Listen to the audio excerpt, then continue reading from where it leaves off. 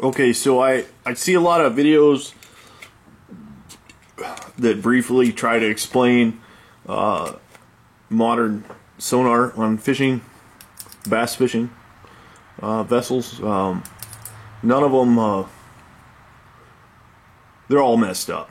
Anyways, today I'm gonna give you a better insight to what you're seeing on your screens and how to take advantage of it. And I stand strong on this subject. I've got a considerable amount of time working with it.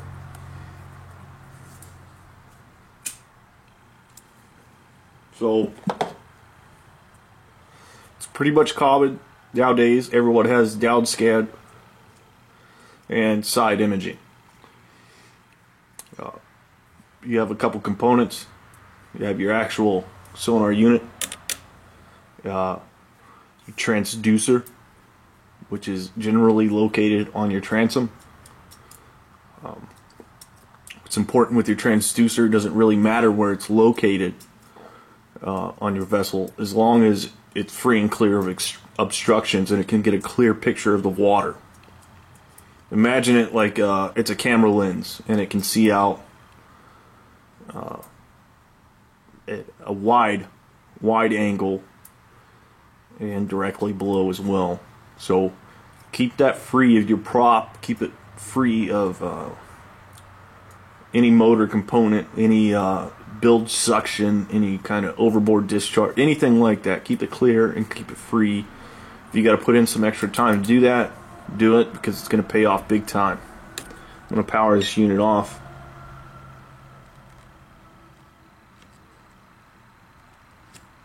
This is a Humminbird 698 CI HD.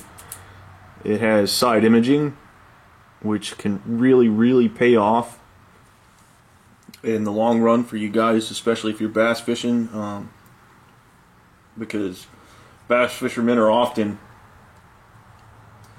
looking for structure. They're looking for rock outcrops. They're looking for, where does the vegetation end? Well, this is going to show you, and it's easy. So I'm going to bring it up, and I'm going to bring us into simulator mode. I don't have I could show you some of my local stuff, but I don't have any of it saved. Well, I do, but it's all on my PC. So right here we'll go to one of my presets. So right here you got your basic, this is what a lot of you are used to seeing. This might be a little bit more advanced than what you have now. This bright area on the bottom would be what you consider a hard return. Sonar's coming down, hits the bottom, it's a bright return coming back up. In this area, you have these dots. Just remember this word, possible. Possible fish. Possible fish in this area. It may be something else. There may be a small rope holding a buoy floating right here, and you just didn't get a hit on the rope. Possible fish here, possible fish here.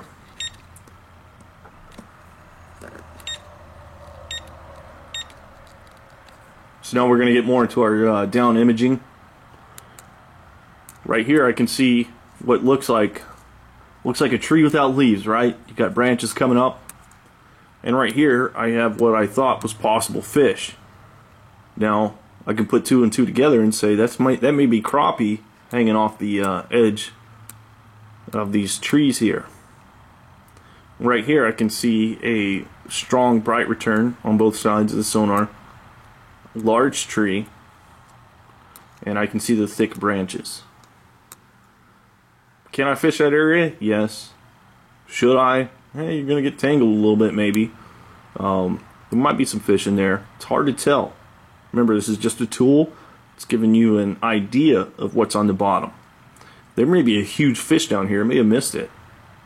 Maybe there was a chop in the water. Your boat moved around a little bit too much.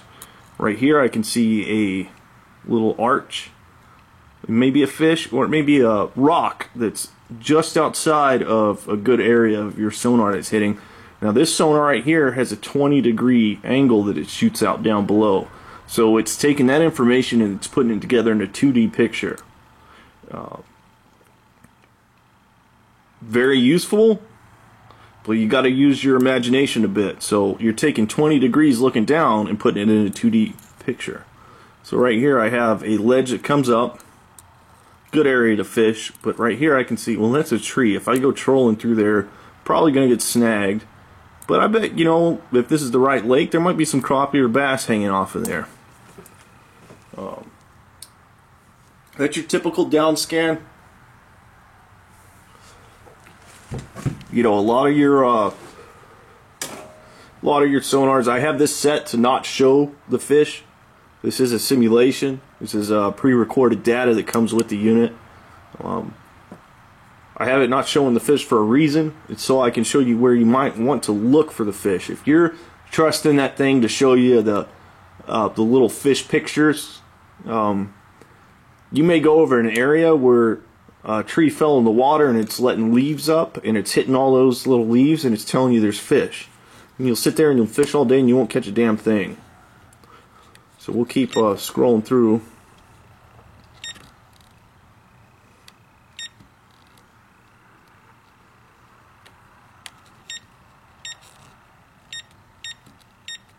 And I'll go to a straight side scan picture. So, a couple things you need to know about this.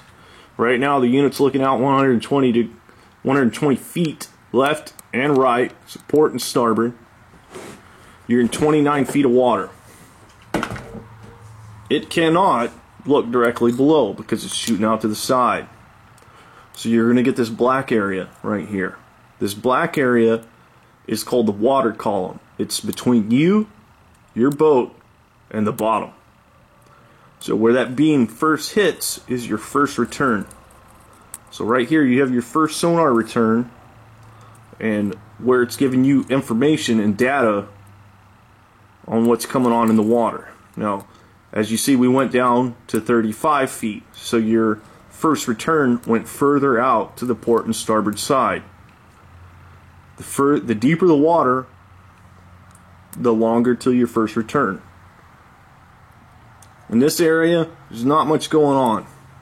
I can see a bright return here, and then a lack of return here. That dark area, remember, dark is a no return.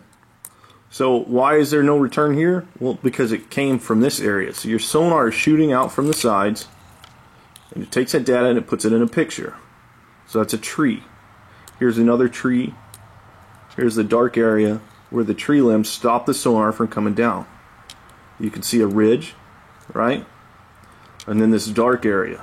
This dark area is where the water drops off.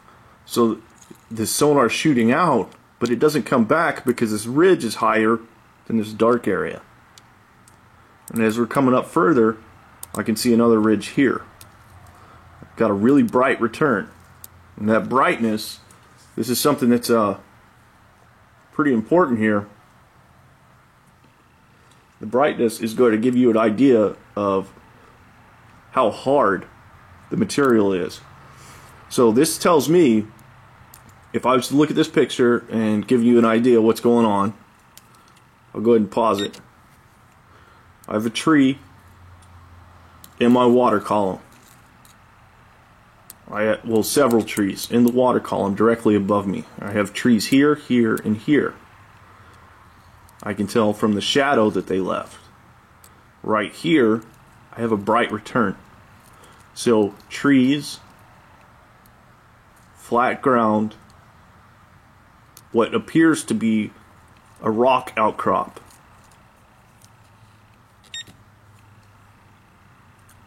So you can use that, your local knowledge of the area, to get an idea of what's going on.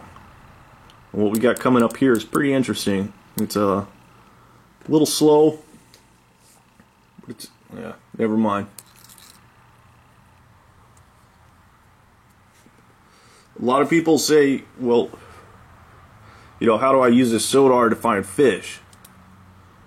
Well, here's some interesting information is, even though that water column isn't giving you a solid look at the bottom, it'll still catch on certain things. So you see these little dots right here?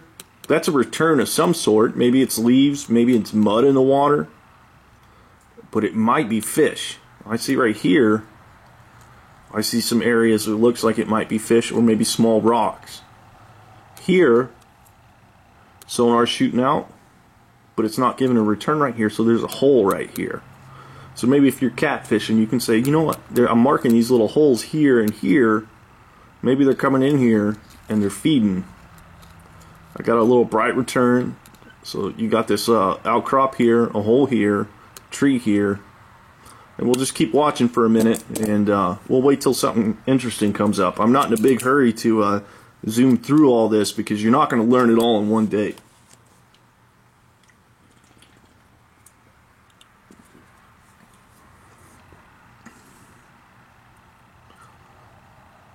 This is interesting. It's a big hole. If I was to guess, now, you can actually move your cursor in here in a lot of units and you can measure, right? So if I was to guess, I would say this is about 6 feet wide, maybe 2 feet deep of a hole, with a tree right here casting a big shadow. So that's an area, and I'm getting a lot of little small returns in here. There might be fish in here. You know, you might want to come through here. You might want to drop a marker buoy and come up here and cast that direction, work it through there, and work it towards that tree. Your lure if you're going for bass.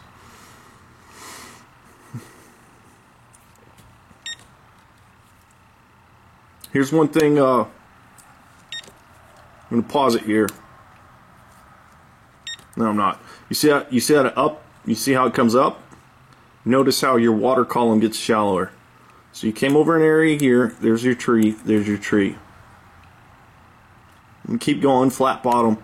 Now this flat bottom, you're going to see on larger lakes. If you're in a shallower lake, you're going to see a lot of return in this area from vegetation, but you will always see a hard line that is your bottom.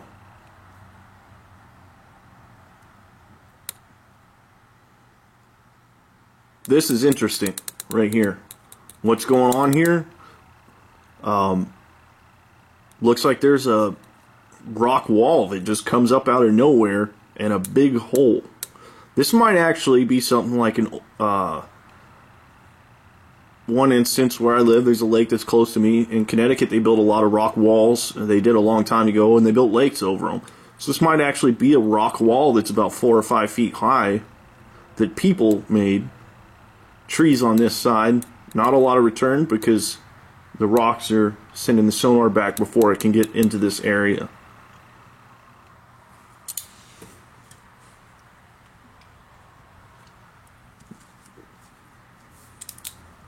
This area, what's it look like to you? Because to me it looks like sand. Looks like a sandy bottom. Got another drop off coming. Right here it's going 20 to 30 feet, and you notice that your water column expands.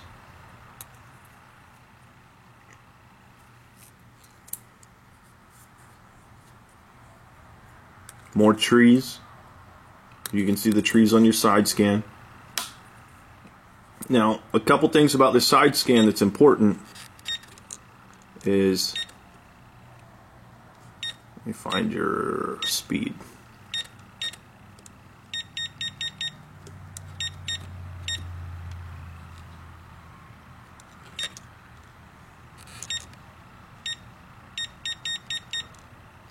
Chart speed. Check this out. Very rarely will this update automatically on units. You're going to have to go in. So right now I've got it set as though I'm trolling or moving through at 2 knots. Now I could speed this up and it's going to compress that data as it comes. So if I have this faster than what it's set at, you see how the image starts getting stretched? And then I go back to my menu and I lower it. If I bring it back down to 1, or excuse me, it got stretched, it didn't get compressed. If I bring it back down to 1, now the data is going to get more compressed. So Ideally, yes, you scout a new lake, the slower you go, I mean, you're going to get a better image depending on your sonar. I've noticed this one, about 2 to 4 knots gets the best picture. Here's something interesting. See how this area comes in straight up? Boom. This may be an actual, like a huge tree trunk, maybe an old house, or maybe just a ledge. I can see a lot of rocks over here, trees. Well, it looks like a small fish here, but if I look here, I see a branch, so that may be the return from that branch. Now we're going to turn the fish ID on.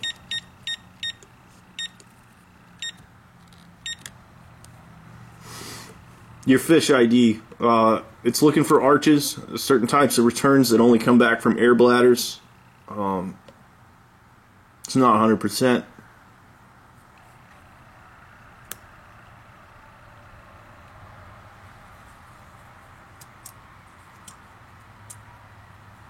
Says there's one there. Seeing a lack of return there. Maybe it did hit a fish there. Who knows? Keep trolling. Keep moving. You're going to want to see a group. You get one fish. Yeah, there may be one there. But keep going until you see several. You can see that ledge right there. You can see how it curves to the left. Right here. Now the simulation's restarting. You can see by that line right there. So we didn't go through the... Yeah, I guess we did go through the whole thing. So now it's starting off. It's doing its thing that it does in the store, and it's showing you, oh, here's a dozen fish. Look what I can find, right? What does that look like on the side scan? Well, it doesn't look like anything. So your side imaging, right, maybe some fish, but you really need to look at the structures, what's going on, how bright are the returns. Pretty bright returns right here. It looks like I got a rock outcrop that's coming this direction. If I was to guess, there's rocks here and they're moving that way. And that's just me guessing. They may move this way, maybe an old creek channel. Drop off, fish.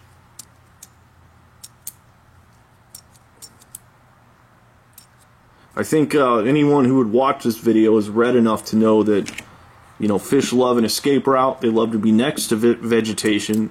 They love to be where the bait fish are. So you can take this information and this data here and apply it to catch fish, but don't trust on these little markers.